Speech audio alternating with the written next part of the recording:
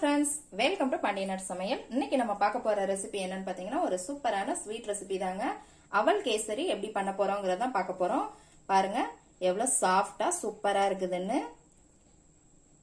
இது ரவையெல்லாம் எதுவும் போடாம வெறும் அவலை வச்சு மட்டும் பண்றதுங்க.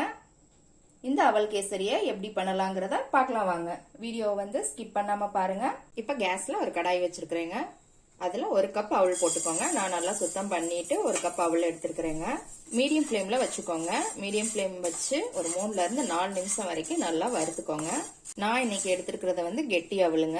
நீங்க தட்டை அவல் இருந்தா கூட நீங்க எடுத்துக்கலாம். ரெண்டுமே நல்லா தான் இருக்கும்.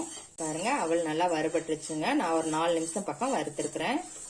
இப்ப கேஸ் ஆஃப் பண்ணிடலாம். இந்த அவல் ஆறுனதுக்கு அப்புறம் மிக்சியில நைஸா பவுடர் பண்ணி எடுத்துக்கலாம். பாருங்க நான் மிக்சியில பவுடர் பண்ணி எடுத்துக்கிட்டேங்க. இந்த மாதிரி ரவை மாதிரியே பவுடர் பண்ணிக்கோங்க. இப்ப கேஸ்ல கடாயை வச்சிருக்கிறேங்க. அதுல ஒரு ஸ்பூன் நெய் விட்டுக்கலாம். முந்திரி திராட்சையை வறுத்து எடுத்துக்கலாம். இப்ப முந்திரியை போட்டு வறுத்துக்கலாம்.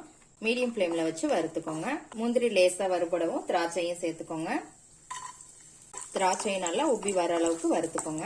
இப்ப முந்திரி திராட்சை நல்லா வறுபட்டுருச்சுங்க. இதை ஒரு பிளேட்ல மாத்திரலாம். இப்ப அதே நெய்யிலேயே 2 கப்பு தண்ணி விட்டுக்கலாங்க.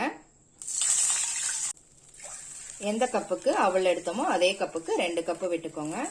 இதோட கேசரி கலர் நான் ஆரஞ்சு கலர் எடுத்துருக்கிறேங்க. உங்களுக்கு எந்த கலர் விருப்பமோ அதை எடுத்துக்கோங்க. இதை நல்லா மிக்ஸ் பண்ணி விட்டுருங்க. தண்ணி நல்லா கொதிச்சு வரட்டும்.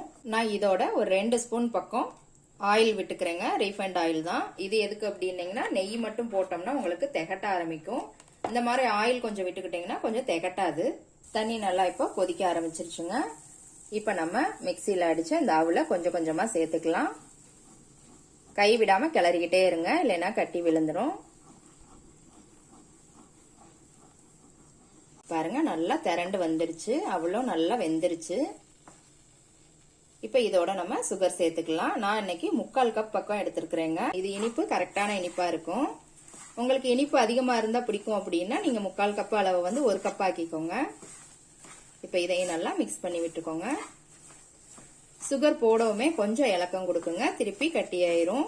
இப்ப இதோட 1/2 டீஸ்பூன் ஏலக்காய் பவுடர் சேர்த்துக்கோங்க. அதோட ஒரு 2 ஸ்பூன் நெய் சேர்த்துக்கோங்க. இப்ப இது எல்லாத்தையும் நல்லா மிக்ஸ் பண்ணி விட்டுக்கோங்க. பாருங்க நல்லா திரண்டு வந்துருச்சு. இப்ப நம்ம இதுல முந்திரி திராட்சையை சேர்த்துடலாம். இதையும் நல்லா மிக்ஸ் பண்ணி விட்டுக்கோங்க. அவ்வளவுதாங்க, சூப்பரான அவல் கேசரி ரெடி ஆயிருச்சு. டக்குன்னு செஞ்சாச்சு. ஈஸியா செஞ்சிடலாங்க, ரொம்ப நேரம்லாம் ஆகாது. இந்த அவல் கேசரியை எப்படி இருக்குன்னு செஞ்சு பார்த்துட்டு கமெண்ட்ல போடுங்க. லைக் பண்ணுங்க, ஷேர் பண்ணுங்க, சப்ஸ்கிரைப் பண்ணுங்க. கூடவே பெல் ஐக்கான் பட்டனையும் அமுக்குங்க.